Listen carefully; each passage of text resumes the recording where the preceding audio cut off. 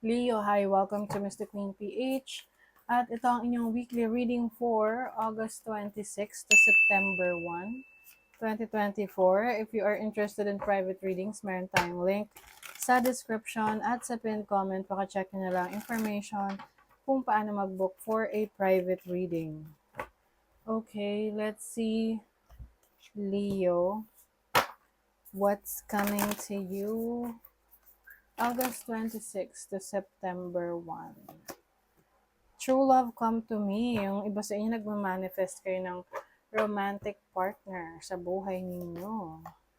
Psychic protection. Okay. So, maaring merong energies sa paligid mo na who are trying to attack you, no? Ina-attack ka. Pwedeng ito yung mga taong inaiinggit sa'yo or jealous of you. So, be careful, no? Especially in trusting others. And always, no, kung meron kayong mga alam na ritual para proteksyonan yung sarili nyo, number one dyan, prayer. Okay? So, always pray for protection. Kasi maaring meron dyan, no, na wishing, na nagwi-wish ng hindi maganda sa'yo dahil naiinggit siya. Careful doon. Magical powers. Kaya naman pala kasi you're very powerful. Marami kang kakayanan na pwedeng kinaiinggitan ng iba. Some of you are also great manifestor. So, pag meron kami na manifest, ang bilis na dumating sa'yo. So, maaari ngayon, if you are manifesting love in your life, so maaring ito ay mangyayari. Merong romantic connection na darating. So, your overall energy is, diba? Two of Cups talaga overall energy. Some of you, maari talagang merong relationship na papasukin. If you are already in this relationship, I think mas lalo mong patatatagin ang inyong connection. May attraction dito eh. Yung iba naman, if this is not a relationship, this can be business partnership or agreement with someone, no, for a project. Yung iba naman, this can be your higher self, no, na parang mas lalo mong kinikilala yung sarili mo on a deeper level, spiritual level. Your challenge is the star. Okay. As a challenge, this is about healing.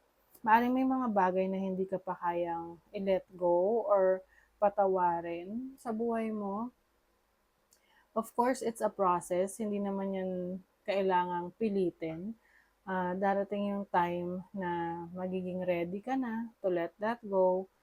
And make sure din na pag nag-let go ka, talagang hindi mo na babalikan. Or tipong, yun na, nilet go mo na eh.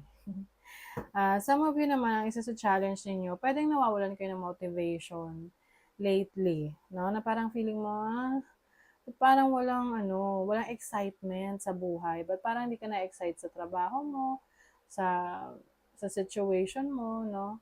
So, syempre, yung excitement na yun, hinahanap natin yan eh. Hahanapin natin yan.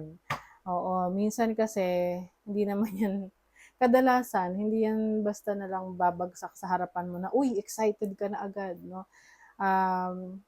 Yung excitement sa buhay, you have to look for it.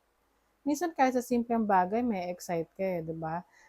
Yung pagtanggap na nga lang ng package, nakaka-excite, 'di ba? Kaya nga yung iba nagkakaroon ng shopping therapy, 'di ba? Na pag malungkot sila, sige, check out kasi pag may dumating na package, merong surge of excitement na, uy, nag-open ka, nag-unbox ka ng bagay na binili mo. Pero yun nga lang, temporary lang yun. Kasi pag tapos na yung hype, yung energy na yan, parang wala na, ganun ulit. So that's why you really have to, kailangan mong hanapin talaga yung root cause para ma-heal mo talaga siya agad. No? Whatever that is na kailangan mong i-heal for yourself. So your opportunity is the King of Cups. King of Cups energy. So, yung iba sa inyo, you're dealing with a water sign, Cancer, Scorpio, Pisces. Maaaring may opportunity ka for a relationship with this person, isang water sign. Someone who's very caring, yung tipong, ang kanyang love language is words of affirmation. Na parang yun yung nagbo-boost ng confidence mo. Mm-mm. Let's say, your blessing is the Seven of Swords. Naku, if there is someone na merong hindi magandang intentions towards you, malalaman mo kung sino yan. Kaya nga kanina, no, may sinasabi tayo rito na psychic protection, kasi maaaring merong mga tao na hindi magandang intentions towards you. At least malalaman mo kung sino to. And I think, mas magiging palaban ka, and you will also, para mas magiging strategic ka rin, na hindi mo sasabihin na nabuking mo siya, pero meron ka rin gagawing action doon na hindi na niya malalaman para paano ba? Para alam niya, hindi niya malalaman na nalaman mo. Kumbaga parang pwedeng iba sa inyo, i-ghost nyo na lang, iwasan nyo na lang, ganun.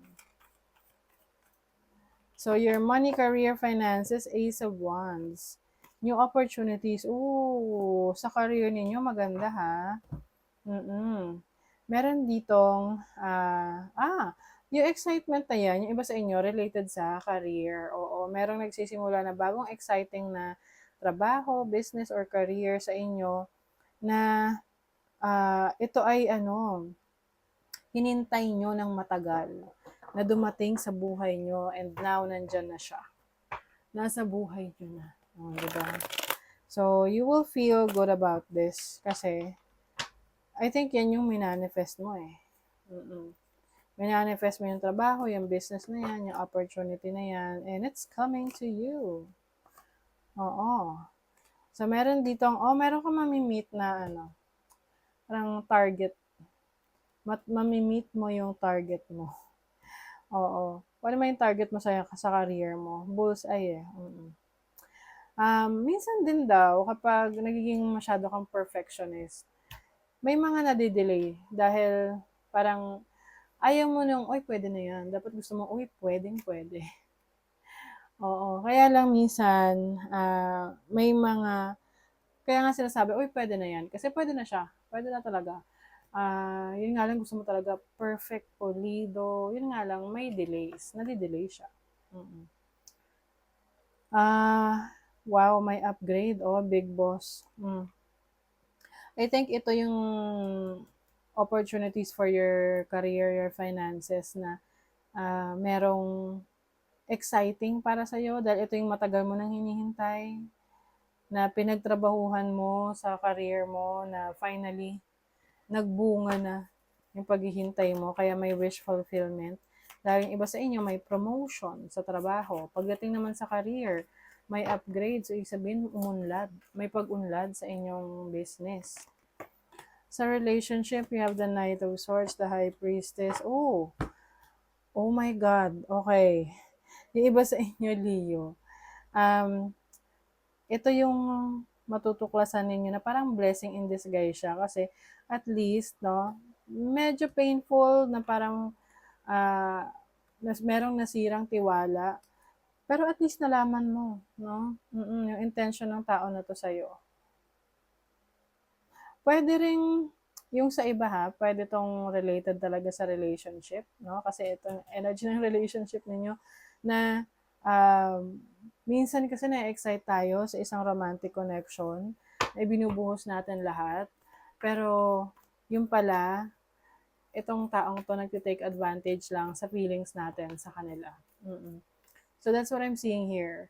Ngayon, matutuklasan mo agad yung intention ng taong to. And you will realize na hindi pala maganda yung intention niya.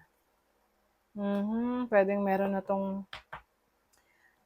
obligasyon sa iba. Oo. Ito kasi yung tipong sa una magugustuhan mo kasi masaya siyang kasama, exciting, 'di ba? Pero pwede kasing itong person that you are dealing with ay may itinatago sa'yo na responsibilidad sa iba. Pwedeng may family na or may jowa na. So, mahirap yan kasi lalo na kung dadalhin ka sa isang third party situation. So, there's growth for you. Mm. May pag-unlad. Evolution starts when you leave your comfort zone, get comfortable with being uncomfortable. So yeah, merong growth. Maaring meron kang iiwanan na comfort zone mo. Nasa tingin mo is, it's time to grow. Kaya nga may upgrade dito. Ayan na yung drama. Itong Mercury in fifth house is about dating. So, pwedeng magkaroon ng drama. Pag-uusap, no? Sa pag-uusap. But I think you will still be positive pagdating sa pananaw mo sa buhay. Na tipong, okay, kung ganito talaga, then, marami pang opportunities dyan. Yes. You have Sun in Sagittarius in the ninth house. Siguro hindi ka rin naman masyadong maapektuhan dito sa matutuklasan mo about someone na hindi totoo sa'yo. Siguro para sa'yo, it's, you will realize na siguro may iba pang ano sa'yo, meron pang ibang plano for you. Okay? So, that is your reading, Leo. Thank you so much. Bye.